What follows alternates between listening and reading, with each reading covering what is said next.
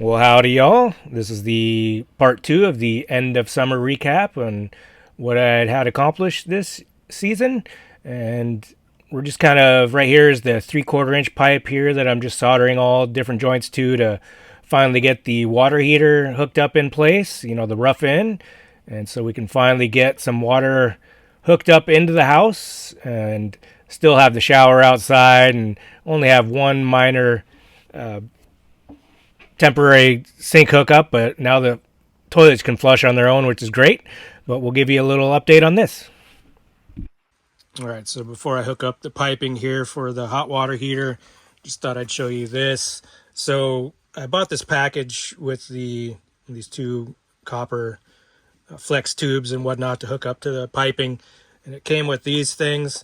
And so basically, you're not supposed to have two different metals touching each other, especially when there's water going through there. It'll create some corrosion, whatnot. So you get these adapters where they have this plastic. I'm sure it's like a PEX liner, and so you can, separate the two so water doesn't hit the joints where the copper and the galvanized steel connect.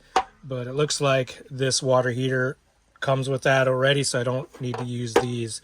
So I'll just hook up the copper piping onto that, and we'll show you how I do that with a Teflon tape and then pipe dope on both of these, and we'll show you that. As usual, with my professional cinematography angles here, you can barely see what I'm doing, but yeah, just throwing some Teflon tape on the threads, and you want to put those on clockwise, so when you start to screw the threads on, it won't bunch up the Teflon tape. And then you can see that I threw some pipe dope on after the Teflon tape just to make sure we got a nice watertight seal, and it seemed to do the trick in the end. But after we get this on, yeah, we'll also show you one place where it didn't work out so well, but we'll get you that. But for now, we go back under the house, and so this is the main inlet, and we'll describe what's going on here.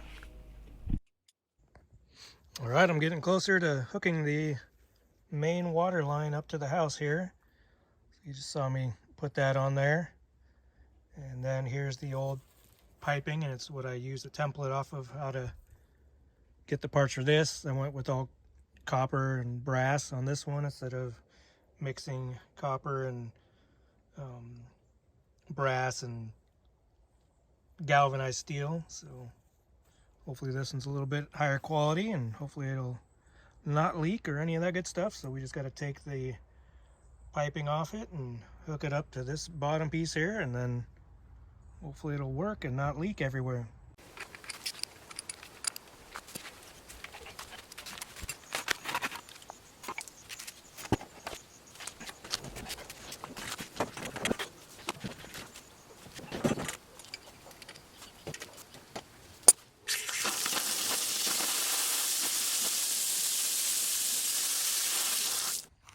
Okay, I think I got everything tightened up and soldered and sealed.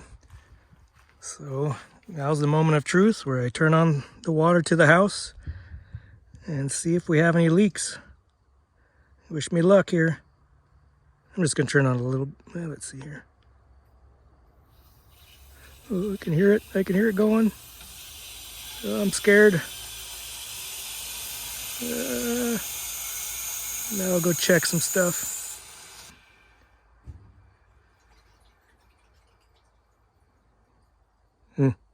We'll see what happened.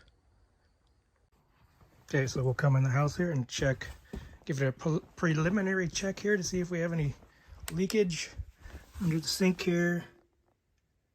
Not seeing anything, so that's good. We'll go over to the bathroom.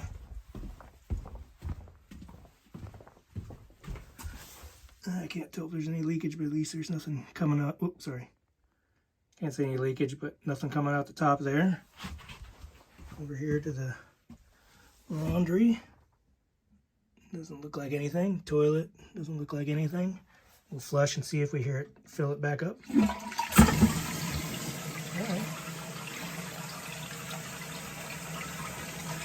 I can hear the water coming through to fill up the toilet, so that's good. Let's see if that stops here in a second. In the bedroom here. You can hear the water filling through there. I don't have that valve open yet, so the water tank isn't full, I don't believe. I'm not seeing any water there. Go up to the front here, hold on. All right, coming up to the front bathroom here. And I forgot I did cap these, and I don't see any water coming through. And I don't see any water coming through there. Let's see. Don't see this leaking either, so we'll flush this one. Pushing some air through there.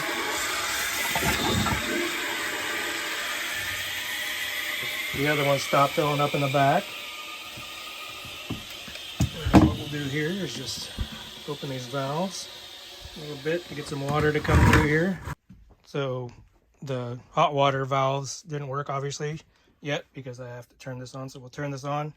It'll fill the tank up and then pressurize the hot water side. So let's do that.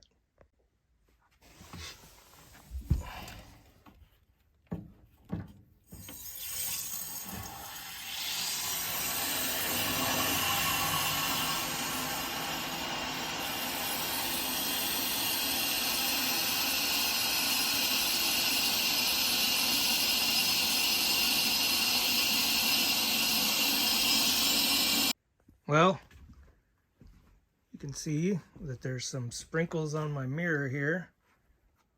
This is inside, so it shouldn't be there. My bed cover's gone. And there's water all over the floor and water heater here, so, and a little bit on the drywall there. So we had a little disaster. This joint right here, so I bought the wrong joint. It was flared on this side to go over this one, but it was smaller on this side, so I just put a coupler joint in here. And I didn't put enough solder in here, didn't do it right, and water was shooting all over the place from right here. And so then I just took it apart and redid it, and obviously put way too much solder in there, but it isn't leaking, so I guess it worked, even though it's ugly. So hopefully it'll stay. I'll polish that up in a little bit. But all right, so that one was one joint out, all these upper ones leaking. So I'll go under the house now and see if anything else is leaking. I don't hear any noises. I think it's just, you know, these half or these 3/4 inch pipes, and they're the thicker pipes, so it takes a lot more to get them heated up and the solder in there. And I just was using this skinny gauge solder, so I just didn't put enough in there the first time. No, too much. But anyway, that was fun. And I have so much water pressure here. I mean, I might have to put a regulator on this thing because it's pretty powerful. But anyway, I'll go underneath, and if I see anything, I won't film it because it's embarrassing. And I'll fix it and then show it to you after it's done. All right, the rains have come, and it's getting colder out, so we're under here. And I just had these 3 bays that need to be insulated. Well, this bay is mostly insulated on the front end, but the back end not so much. But I left these bays open because of the plumbing. I wanted to make sure I didn't have any leaks, so I let it sit pressurized for at least a month now. And then so what we're going to do before we enclose this up is I'm going around, and I probably didn't clean off the welds very well. So if you leave, what do you call it, the flux on there, it's kind of a corrosive material. So we're going to clean that up with some Brasso and some, I'll use the brass brushes there, and just kind of clean up around there, get the corrosion off so it doesn't ruin my little welds there. So we'll do that all around the joints and secure this up. I'll get some brackets and, you know, screw it down places, and then we'll get the insulation in there once we get it all enclosed, or get it all cleaned up, sorry. And we'll work on that.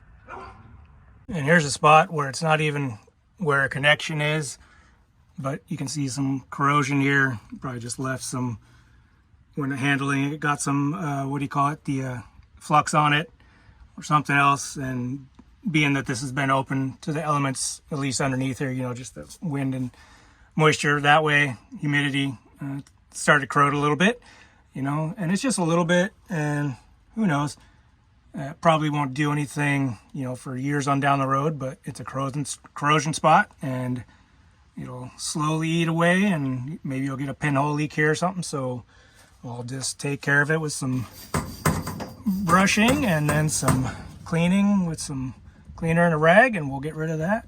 And so hopefully we won't get any pinholes there.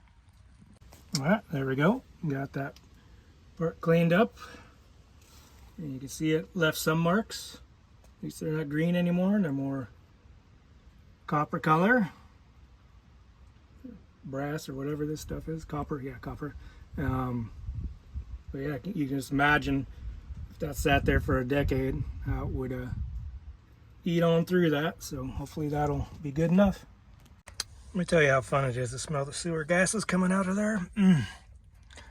Anyway, we're still under here, and I got all these joints cleaned from corrosion, and we're starting to put these brackets in there to hold this pipe against the 2x6 here all the way down. We'll try to level it out as we go. But another thing we need to do is where the pipe's hitting these mending plates, and it's dissimilar metals, so that's not a good thing to have copper pipe and galvanized or steel together, or any kind of different types of metal touching each other. They'll corrode. Plus, you know, even if it's not, it's just sitting here and it's going to be slowly vibrating every time you use the water, and so it'll just work itself into a hole there. So what I did was, this is part of my EPDM roof, just an offcutting, and I'm just going to cut little strips and put them in between the two, staple them up, and it's pretty thick stuff, so hopefully it'll keep it from rubbing and corroding there. So we'll do that. I don't think I showed the first one, but here we are. So yeah, I just cut a piece of the rubber in there. You can see the mending plate above there. It's fine if it's exposed, but as long as it's, you know, in between where the pipe and the metal would be hitting, so we'll call it good. So now that summer is ending, I've finally started using the pool at my HOA, and now that it's closed, this is how I feel about it.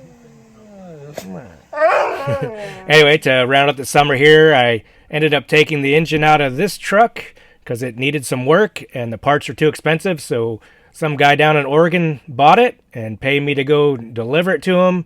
So on the way back, we stopped off at the Toutle River, and it was a warm October day, and we enjoyed it. So anyway, hope you all enjoyed this, and we'll catch you on the next one. Take care, y'all.